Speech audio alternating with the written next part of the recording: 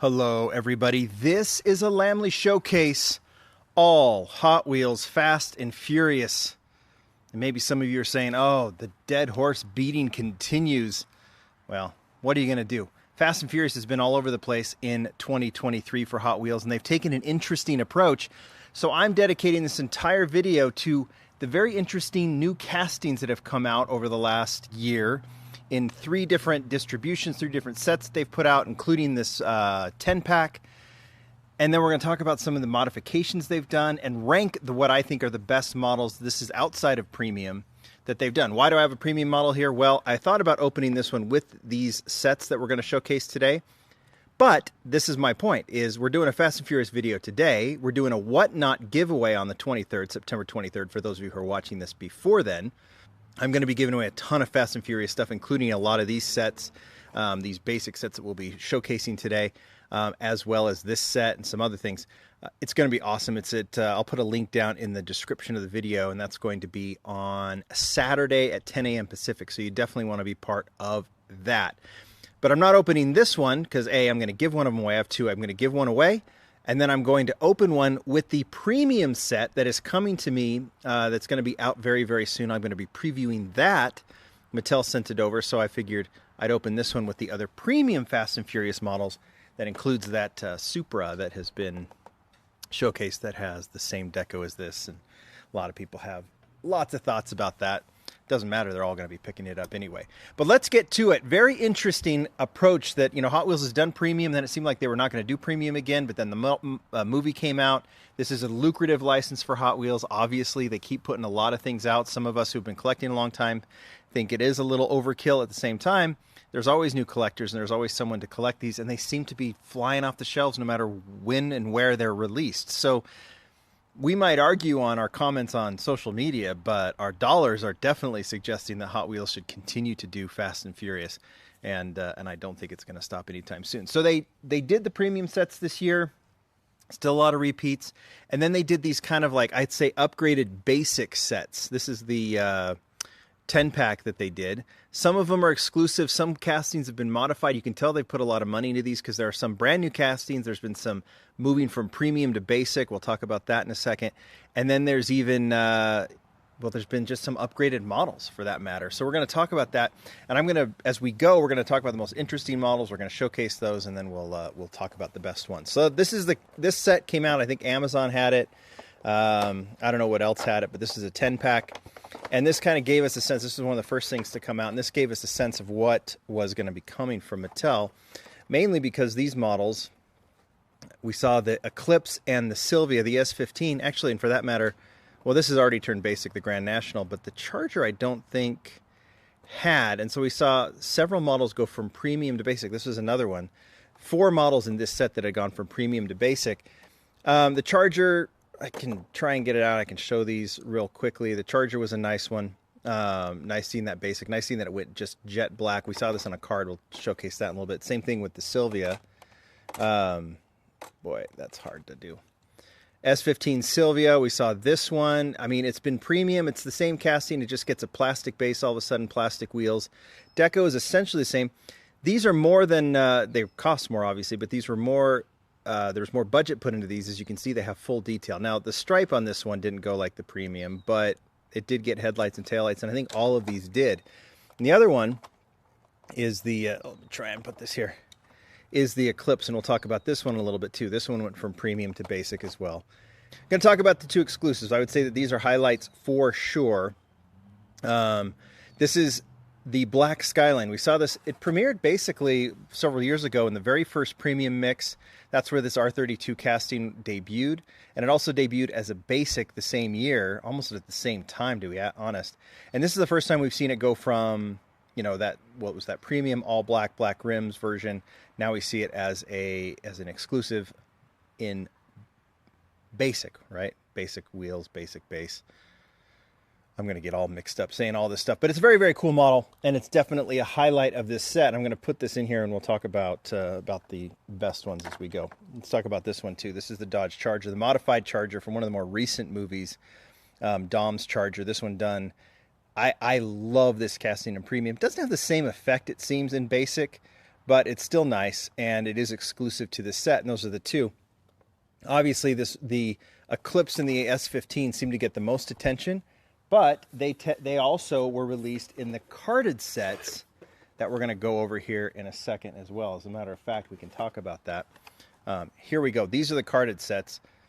You know, I was under clouds, now I'm under the sun, and I think that's going to remain for at least a little bit. So sorry for the glare. I'll try and keep it out of here.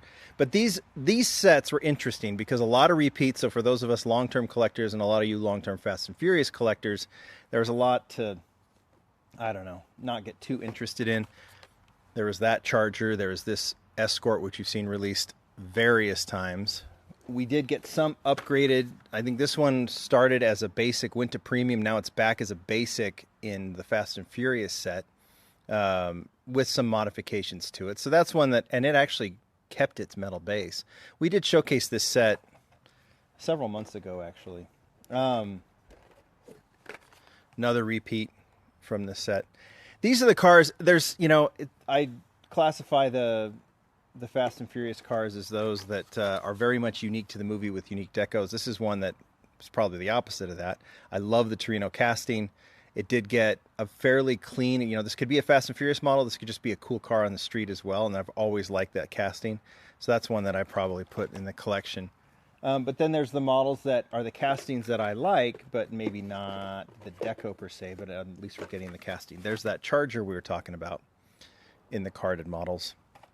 This is the first mix. In fact, you can see Series 1 with the red on top. That's just one thing to look for. We'll show the other ones.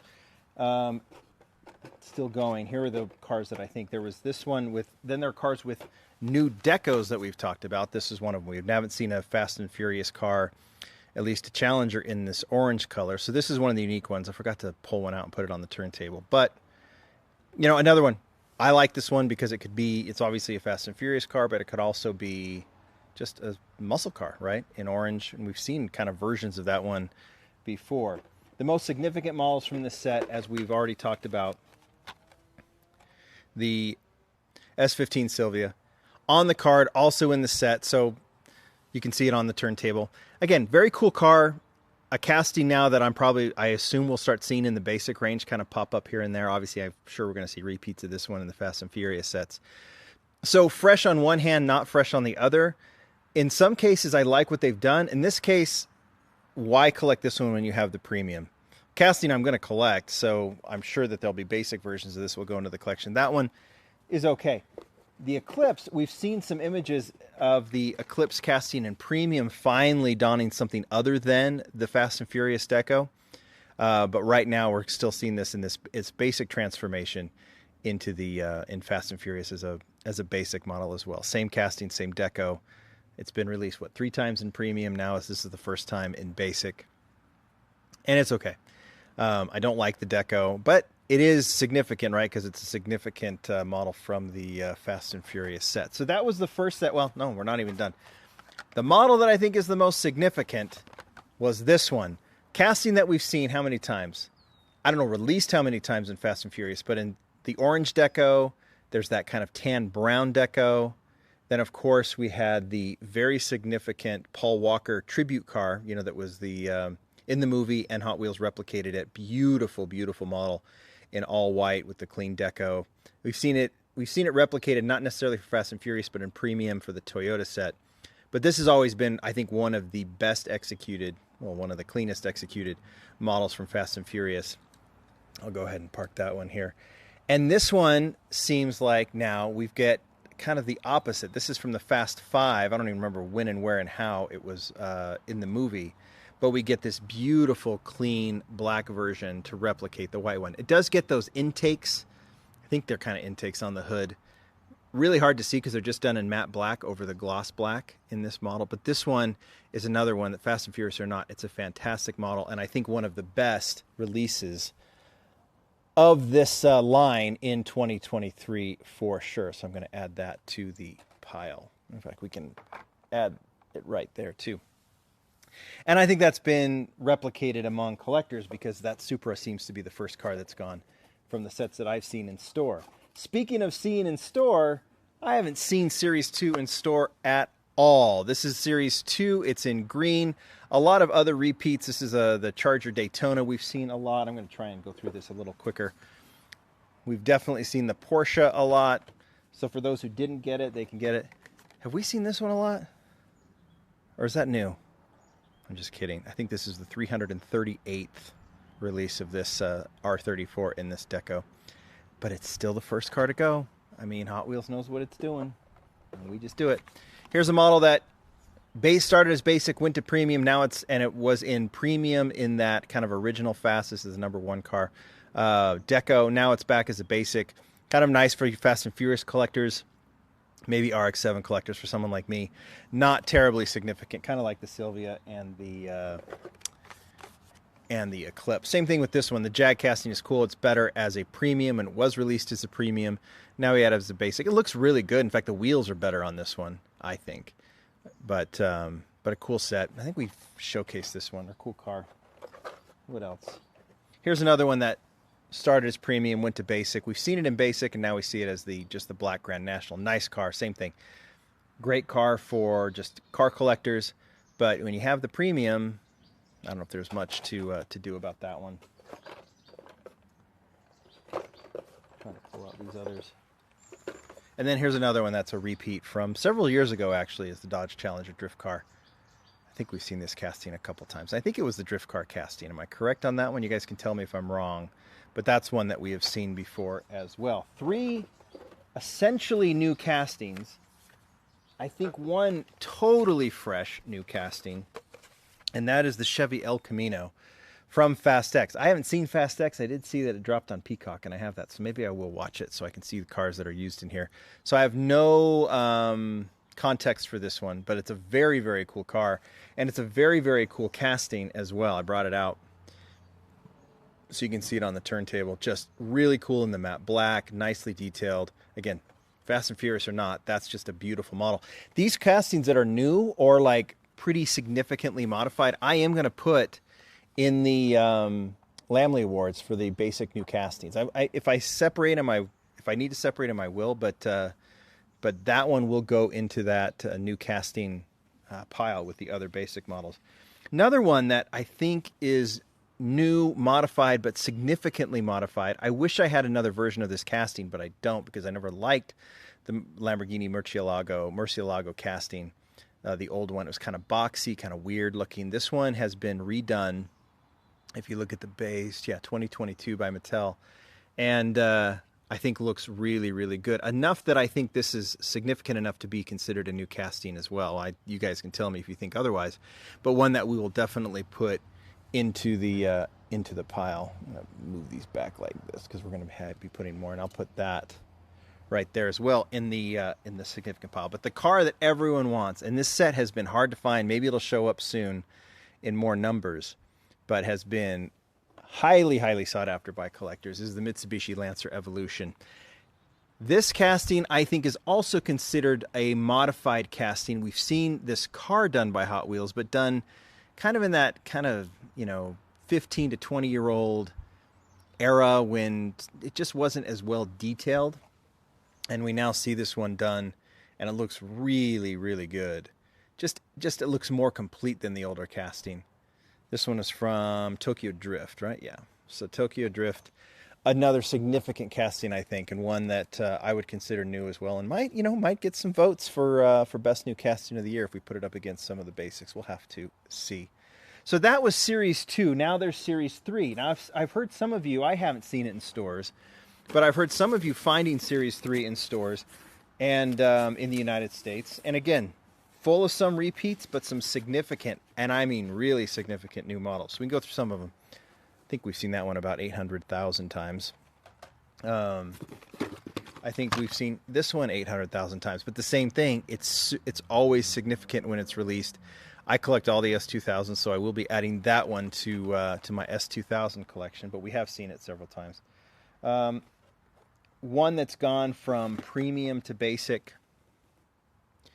Casting that started basic went premium. Now we see the basic version of it, like several others, is the Acura NSX from F9.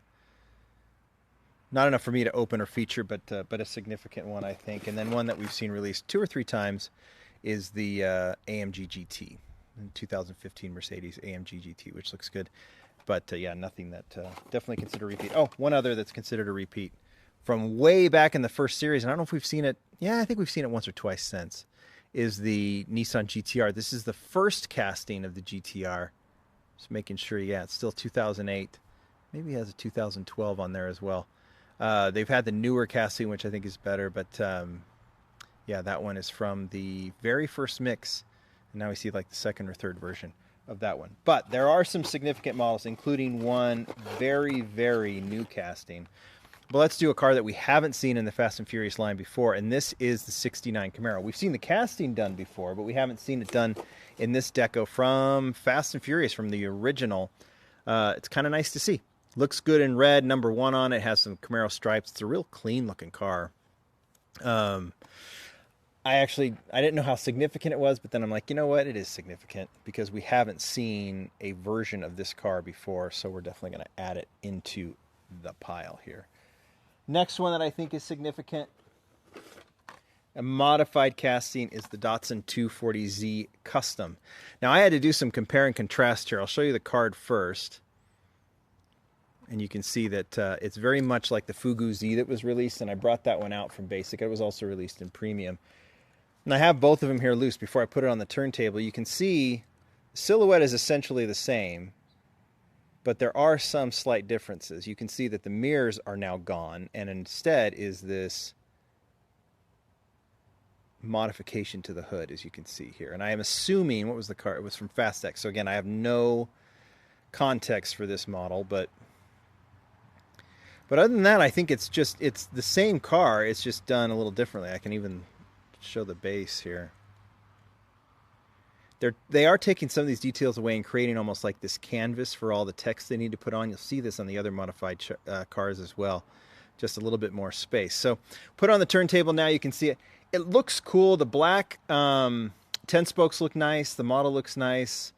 Obviously, I don't know if the modification is significant from in the movie, but obviously this is I don't know what character drives it, but that is a significant model from the movie and modified. And I don't know if we'll see it in Basic with that modification or not, with or without Fast and Furious, but we'll see. All right. The other two modified models are the two most significant models, I think, in the entire line of these like updated premium, or I'm sorry, these like upgraded Basic models. So I'm going to go with the one model that, like the El Camino, I think is one of the only ones you could consider like totally built from scratch, and that's the Mazda RX-8. Modified, right? A lot of aftermarket parts on this one. We saw Matchbox do an RX-8 as well. It seems like kind of an underappreciated Mazda sports car, but here it is. We've seen it, more stock from Matchbox, and then this modified Fast and Furious. The deco, can't stand it, but that's not a surprise. The casting, it seems a little boxy to me.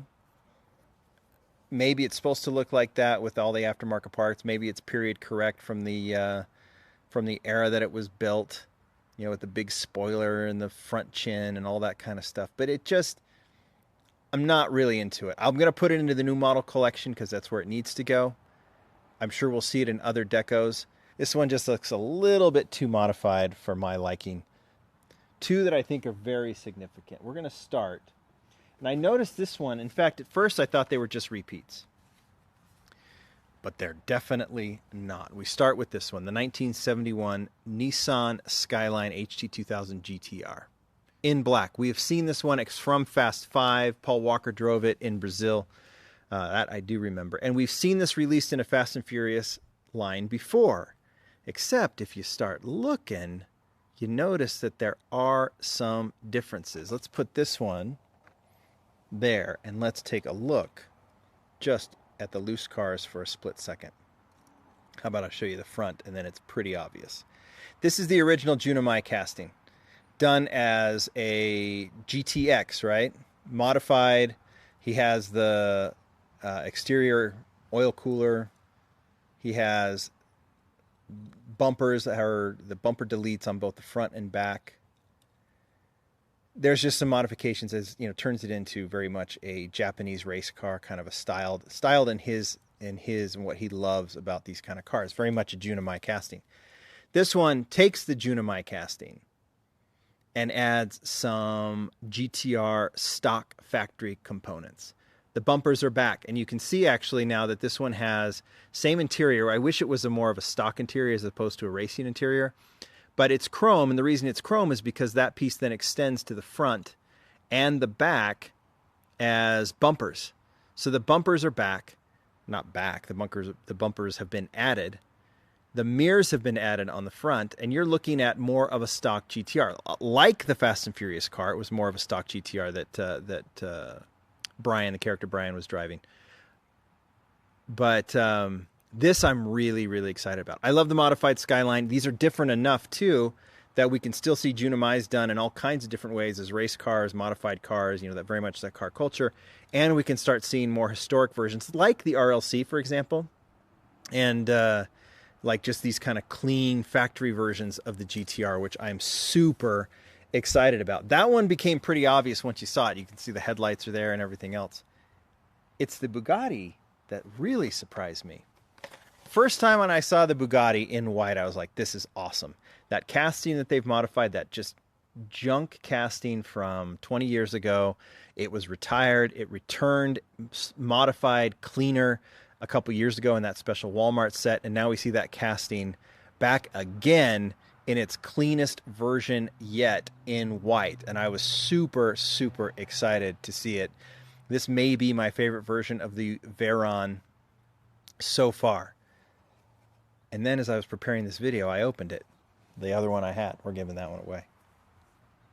But let's give you a little history lesson. There's that junker I was talking about. This is in the Walmart exclusive version from 2000, I don't know when, several years ago, in this satin red. It's actually a really cool looking execution. The casting itself is just really bad. The way the wheels sit, the way it's technically the concept of the Veyron, but it's just bad. It's just bad. And I think we all agree it's a significant model because the Bugatti is just such an interesting, cool supercar. And I'm glad Hot Wheels did it. But it's the consensus among collectors that it was never great. And we had the Speed Machines version, but it still commands a lot of money. So it was really cool. They said they were going to retire the casting. It was really cool to see it come back. And you can start seeing the differences here. If you look from the top, you can see that there's just the lines are a little bit better. The way the wheels sit is a little bit better. You know, they just sit a little more flush from the front and the back. It just has more of a sporty look. That backside is so much better on the new one. And so it was nice because I was like, I even talked about this model as a one-hit wonder when I did the one-hit wonder videos. And, you know, was like, well, so far I've only seen it once in this Walmart set, and it looks really cool in black with the orange trim, but I wonder if we'll see this casting again, and I assumed we would. But guess what? This is still a one-hit wonder. I thought it was new. I thought it would remain new, but there's been even more modifications. And we'll start, if you look at the front grille, that's where I noticed it. Look at the base. You can see that this now front of the new one wraps all the way around. You can see that the chassis are different. And then the changes started really coming through.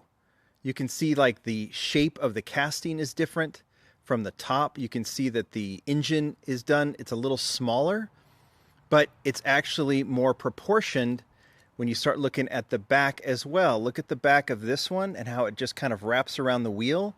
Look at the back of this one, and you can see that the lines are more accurate when it comes to what the back of the Bugatti Veyron looks like.